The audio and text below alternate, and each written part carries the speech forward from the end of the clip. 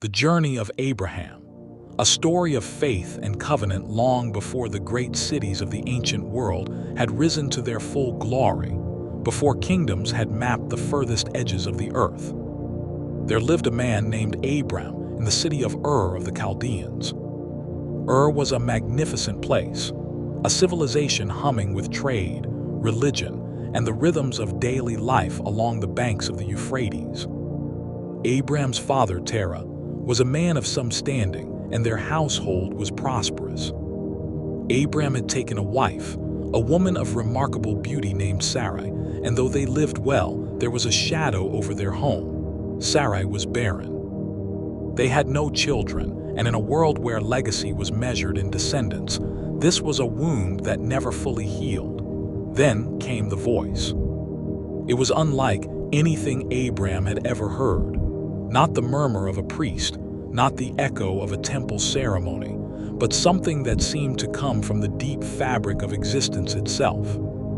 A voice that was not a voice in the ordinary sense, but a knowing, a presence, a command that reached into the marrow of him. "Go," it said. "Leave your country, your people, your father's household, and go to the land I will show you." There were no coordinates, no map, no name of a destination. Just the instruction to go, and a promise attached to it like a sail to a mast, that through Abram, all the families of the earth would be blessed. Most men would have hesitated. Many would have laughed. But Abram rose, gathered his wife Sarai, his nephew Lot, all of their servants and livestock and possessions, and he walked out of everything he had ever known. He was 75 years old. The long road, the journey led them northward and westward, through the ancient lands of Mesopotamia and into the territory of Canaan, a rugged, varied land of hills and valleys, of herdsmen and city dwellers, of Canaanites and Perizzites and a dozen other peoples who already called that soil their home. When Abram arrived at the great tree of Moreh at Shechem, the voice came again, "To your offspring I will give this land." And Abram built an altar there, a simple pile of stones, marking the spot where heaven had touched earth. He moved through the land like a pilgrim, never settling permanently, always with his tent and his flocks, always the foreigner. He traveled south toward the Negev, that dry and wind-scraped wilderness. But then famine came, fierce and unrelenting, and Abram made a pragmatic decision. He took his household down into Egypt, where the Nile kept the land green even when the skies withheld their rain. Egypt was a different world entirely, grand and ancient, humming with a culture that made even seem modest. And as they neared its borders, Abram grew afraid. Not for himself exactly, but because Sarai was extraordinarily beautiful, and he feared that the Egyptians would kill him to take her. So he asked her to do something painful, to say she was his sister rather than his wife. It was a half-truth. She was, in fact, his half-sister. But it was also a failure of nerve, the great patriarch showing that he was above all things. A human being capable of fear and moral stumbling. It happened as Abram feared. Pharaoh's officials saw Sarai and praised her beauty before their master, and she was taken into Pharaoh's palace. In exchange, Abram received sheep and cattle, donkeys and camels and manservants and maidservants, among them a young Egyptian woman named Hagar, who would later become central to the whole unfolding story. But God afflicted Pharaoh's household with plagues on account of Sarai, and somehow Pharaoh learned the truth. He summoned Abram, rebuked him with a dignity that must have stung, and sent him away with everything he had acquired. It was not Abram's finest moment, but it was not his last moment either. The story of faith is rarely a straight line. Lot and the parting of ways back in Canaan, Abram and Lot prospered to the point of inconvenience. Both men had accumulated so many flocks and herds that the land could not support them both in the same territory. Their herdsmen began to quarrel, and Abram, with the generosity of a man who trusts that abundance will find him wherever he goes, offered Lot the first choice of land. Lot looked out over the plain of the Jordan, lush and well-watered, and he chose it, all of it, moving his tents toward the cities of Sodom and Gomorrah, those infamous places whose wickedness had already begun to rise like smoke toward heaven. And Abram settled in Canaan, in the hill country of Hebron, near the great trees of Mamre, where he built another altar and dwelt in the quiet confidence of a man who had made peace with uncertainty. God renewed the promise there at Hebron. Look north and south, east and west. All the land you see I will give to you and your offspring forever. Go walk through the length and breadth of it, for I am giving it to you. And Abram walked. He walked through that promised land like a man, learning the dimensions of a gift he had not yet fully received. The War of Kings and a mysterious priest, Lot's choice to pitch his tent near Sodom, was not without consequence. War broke out among the kings of the region, a coalition of 4 kings against 5, and in the chaos, Sodom fell, and Lot was taken captive along with everything he owned. A survivor escaped and brought the news to Abram, and what happened next was extraordinary. Abram, the wandering herdsman, the tent dweller, mobilized 318 trained fighting men born in his household and pursued the raiding kings northward to Dan. He attacked at night, divided his forces, and routed the enemy all the way to Hobah, north of Damascus. He brought back Lot, the women, the people, all the goods, everything that had been taken. On his return, something remarkable happened at the valley of Shaveh. The king of Sodom came out to meet him. But more significantly, so did a figure who appears in the text like a sudden light, Melchizedek, king of Salem and priest of God Most High. He brought out bread and wine, ancient symbols of blessing and covenant, and he blessed Abram, saying, "Blessed be Abram by God Most High, creator of heaven and earth. And blessed be God Most High, who delivered your enemies into your hand." And Abram gave him 1/10 of everything. Melchizedek vanishes from the story as suddenly as he entered it, but his presence lingered in the tradition for centuries. A mysterious priest king whose blessing over Abram pointed toward something larger than any one moment in history. The king of Sodom then offered Abram the recovered goods as a reward, but Abram refused, dramatically and completely. He would not take so much as a sandal strap from the king of Sodom. He had sworn to God that no one would be able to say they had made Abram rich. Whatever wealth came to him would come from God alone. The covenant in the dark. After these events, God came to Abram again, this time in a vision with the words, "Do not be afraid, Abram. I am your shield, your very great reward." And Abram, whose faith had been so bold in action, showed the ache underneath. "What can you give me," he asked, "when I remain childless?" The promise of land and blessing rang hollow against the fact that he had no son, no heir. His servant Eliezer of Damascus would inherit everything. This was not a small grievance. It was the core of a very old pain. God did not rebuke him for the question. Instead, God led him outside and said, "Look up at the sky and count the stars, if indeed you can count them. So shall your offspring be." And Abram believed God, and it was credited to him as righteousness.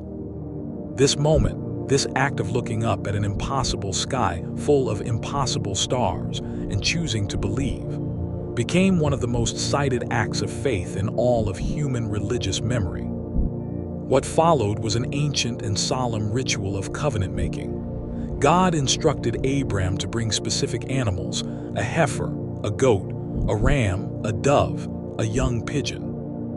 Abram cut the animals in half and arranged the pieces. He sat beside them through the day, driving away the birds of prey that descended on the carcasses. As the sun set, a deep and terrifying darkness fell over him, and in that darkness God spoke of the future. 400 years of slavery in a foreign land, then liberation, then return to Canaan. A long road, longer than any man's lifetime. Then, when the sun had fully set and darkness had thickened, something happened that had no parallel in ordinary human experience.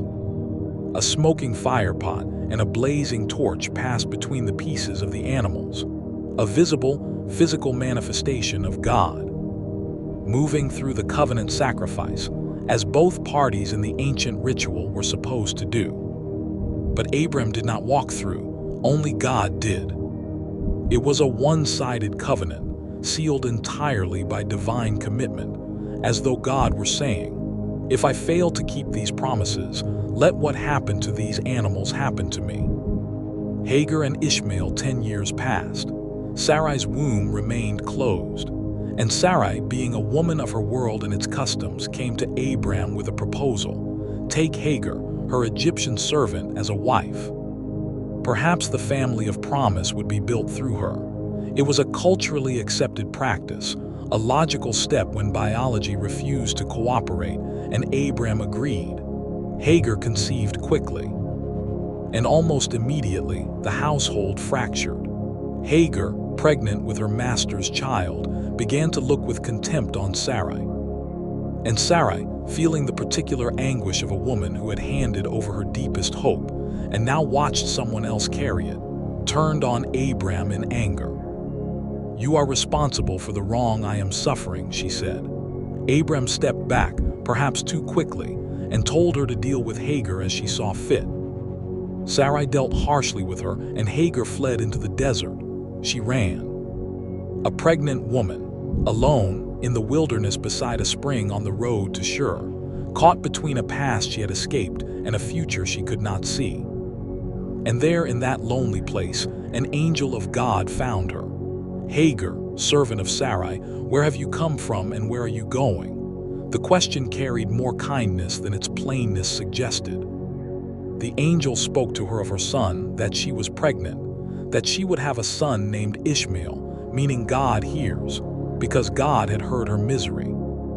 Her son would be a wild man, free and ungovernable, in conflict with everyone and everyone in conflict with him. It was not the most comforting prophecy, but it was a prophecy which meant God had not forgotten her. She was seen. Hagar named God with a name no one else had ever given: El Roi, the God who sees me. She returned to Abram's household, and Ishmael was born when Abram was 86 years old. 13 years passed.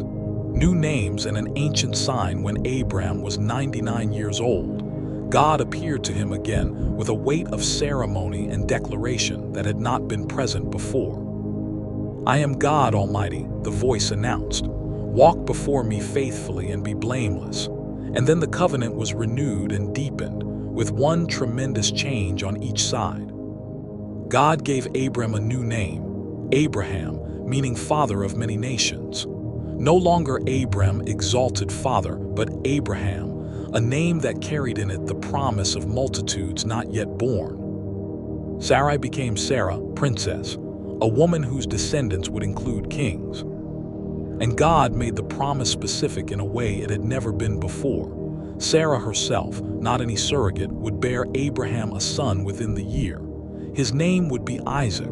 Abraham fell on his face. And he laughed. He was 100 years old. Sarah was 90. Will Sarah bear a child at the age of 90? His heart asked. He said to God, if only Ishmael might live under your blessing. It was the prayer of a father for his existing son, a man who had raised a boy for 13 years and loved him. God heard it. Yes, came the response, and as for Ishmael, I have heard you. I will surely bless him. But Isaac, the son of impossible biology, the son of laughter, Isaac was where the covenant would continue. On that same day, Abraham took every male in his household, every man and boy born there, everyone purchased from a foreigner, and he circumcised them all, himself included at 99 years old. It was the sign of the covenant cut into flesh, the mark that would distinguish his people through all generations. No record is given of what Ishmael thought about any of this. He was 13. 3 visitors at Mamre not long after. Abraham was sitting at the entrance of his tent in the heat of the day when he looked up and saw 3 men standing nearby.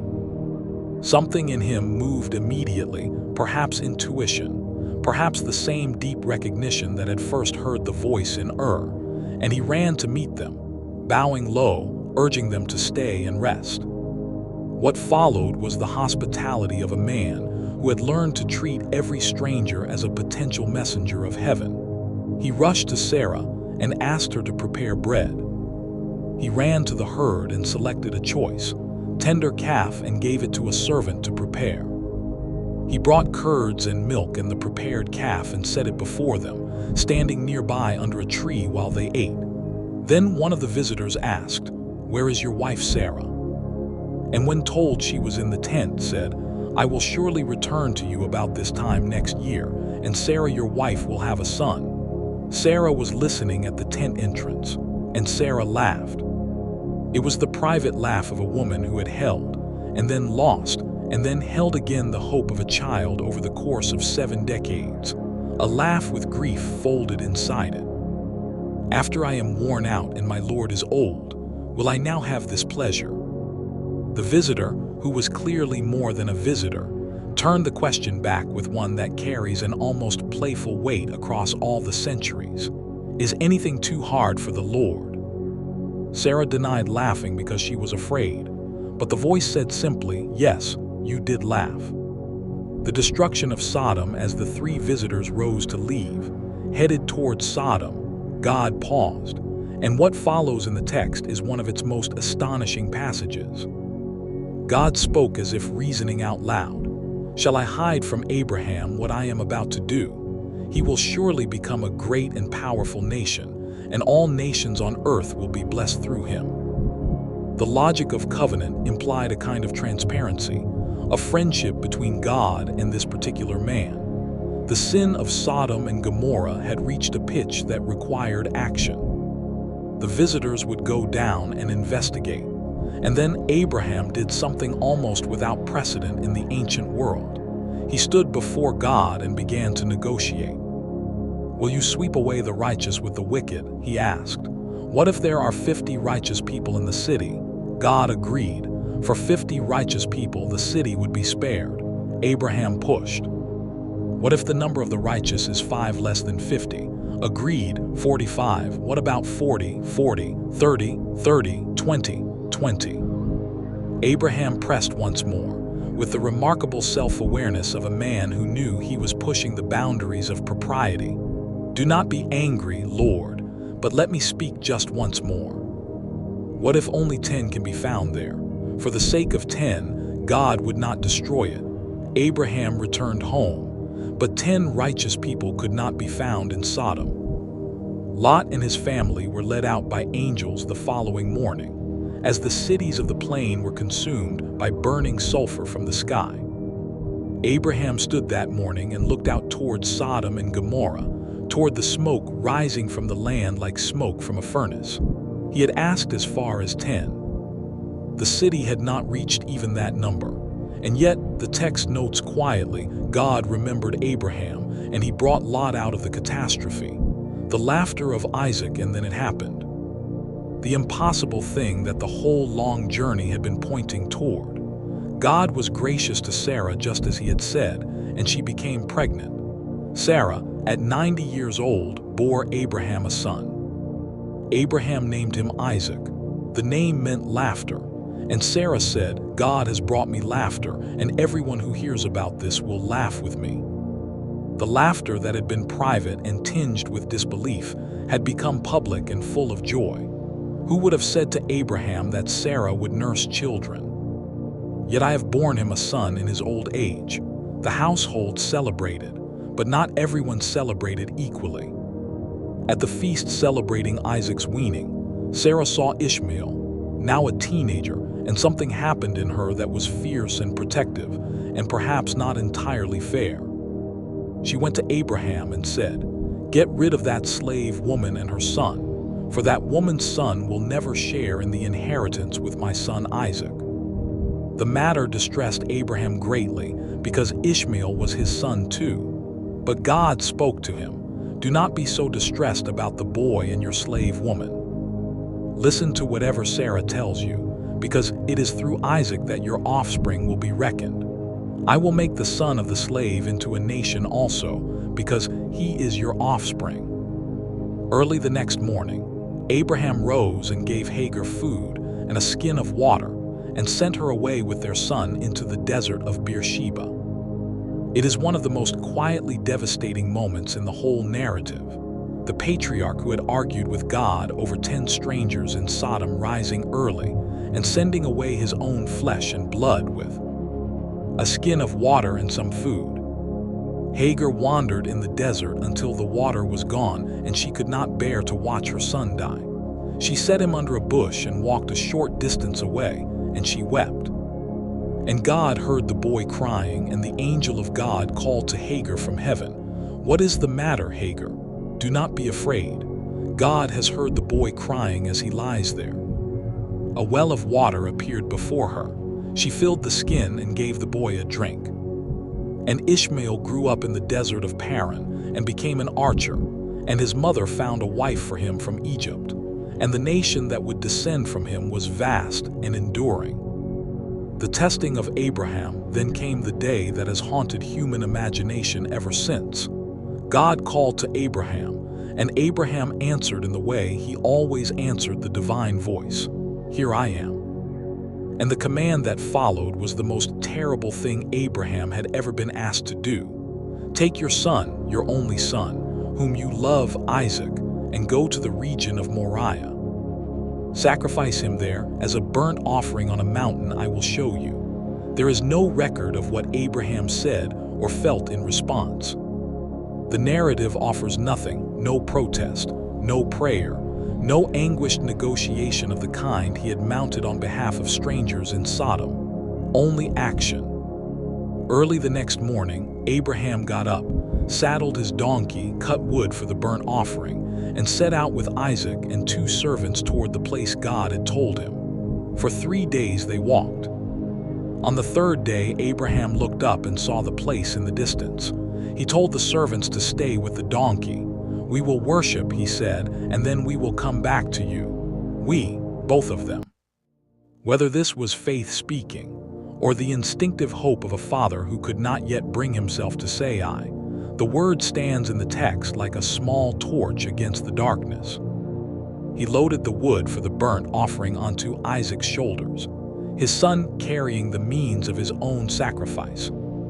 A detail that has never stopped resonating through the centuries.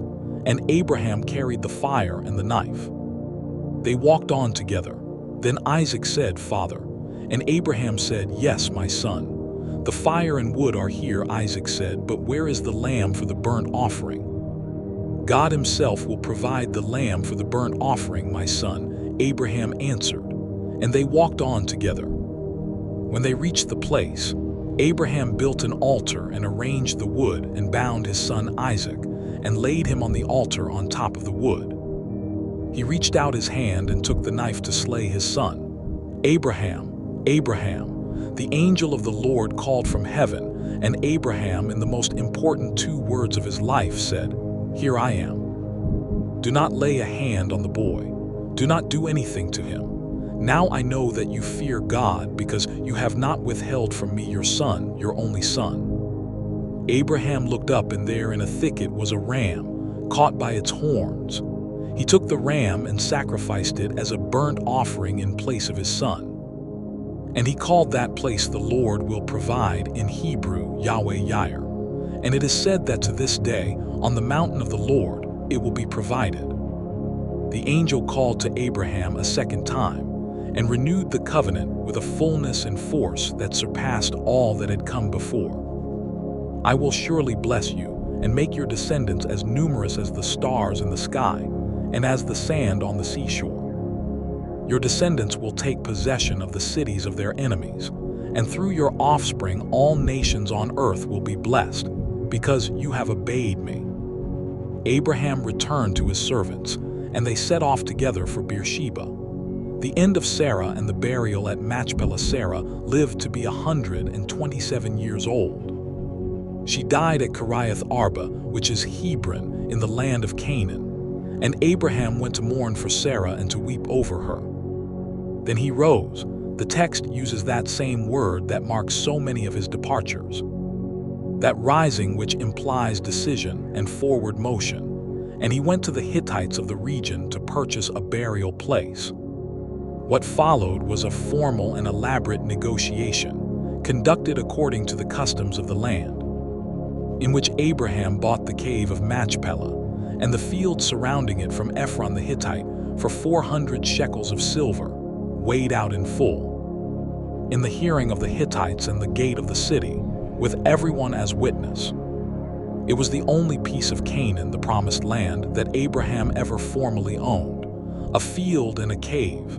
He buried Sarah there. A wife for Isaac. Abraham was old by now, advanced in years, and he turned his attention to one remaining task, finding a wife for Isaac. He would not have his son marry a Canaanite woman. He sent his chief servant, most scholars believe this was Eliezer, back to the country of his origin, to his own relatives, to find a wife for Isaac from among his own people. The servant loaded 10 camels with goods from his master's household and traveled to Mesopotamia, to the city of Nahor. He stopped at a well outside the city in the evening, the time when women came to draw water, and he prayed with a specificity and confidence that is itself a kind of portrait of faith. Let it be that the young woman to whom I say, "Please let down your jar that I may have a drink," and who says, "Drink, and I'll water your camels too," let her be the one you have chosen for your servant Isaac. Before he had finished praying, Rebekah appeared. She was beautiful. She was the daughter of Bethuel, son of Abraham's brother Nahor. She gave him a drink without hesitation, and then she said, "I'll draw water for your camels too." She drew water for 10 camels. The servant watched in silence, wondering whether his mission had succeeded. When she was finished, he brought out a gold nose ring and 2 gold bracelets and asked her whose daughter she was. When she told him, the man bowed down and worshipped God. "Blessed be the Lord, the God of my master Abraham," he said, "who has not abandoned his kindness and faithfulness to my master. As for me, the Lord has led me on the journey to the house of my master's relatives." Rebekah ran home to tell her family. Her brother Laban, seeing the gold jewelry on his sister, went out immediately to the man at the spring and brought him in. The servant told the whole story: Abraham's wealth, Isaac, the mission, the prayer at the well, and Rebekah's appearance. He laid the matter before Laban and Bethuel. "Will you show kindness and faithfulness to my master? Tell me so I can know which way to turn." The answer was simple: "This is from the Lord. We can say nothing to you one way or the other. Here is Rebekah. Take her and go, and let her become the wife of your master's son, as the Lord has directed." Rebekah rode back to Canaan on a camel. Isaac was out in the field meditating in the evening when she arrived. He lifted up his eyes and saw the camels approaching. Rebekah lifted her eyes, saw Isaac, and asked the servant who he was. When she learned it was her bridegroom, she covered herself with her veil. Isaac brought Rebekah into his mother Sarah's tent. He married her. He loved her. And he was comforted after his mother's death. The death of Abraham. Abraham took another wife, a woman named Keturah, and they had 6 more sons between them, who became the ancestors of various peoples of the ancient Near East. But to Isaac he gave everything he owned. To the sons of his concubines he gave gifts and sent them away to the east. Abraham lived to be 175 years old. He breathed his last and died at a good old age, an old man and full of years. His sons Isaac and Ishmael buried him in the cave of Machpelah, in the field of Ephron, the same cave where he had buried Sarah. The 2 brothers who had been separated so painfully in their youth stood together over their father's grave. Whatever division had existed in life, death made room for this. And after Abraham died, God blessed his son Isaac. Reflection: the story of Abraham is, in the most profound sense, a story about the relationship between promise and patience, between the voice that calls and the long road that follows the calling. Abraham did not live to see most of what was promised him. He held the deed to one cave in a land that his descendants would not fully inhabit for centuries. He held one son by the wife he loved, and another son he loved no less, walking away into a desert. He held the memory of a voice that had spoken to him in Ur and had never fully fallen silent. What the narrative gives us is not a portrait of a perfect man, but of a faithful one, a man who stumbled and laughed and argued and feared and rose again and again, and kept walking in the direction the voice had sent him. It is a story that refuses to be tidy, because faith rarely is. And at the center of it, like a fixed star around which everything else orbits, is the promise: through you, all the families of the earth will be blessed. A promise that asked one man to trust what he could not yet see, and that set in motion a story the world is still inside of today. Please subscribe to my YouTube channel. Thank you for watching.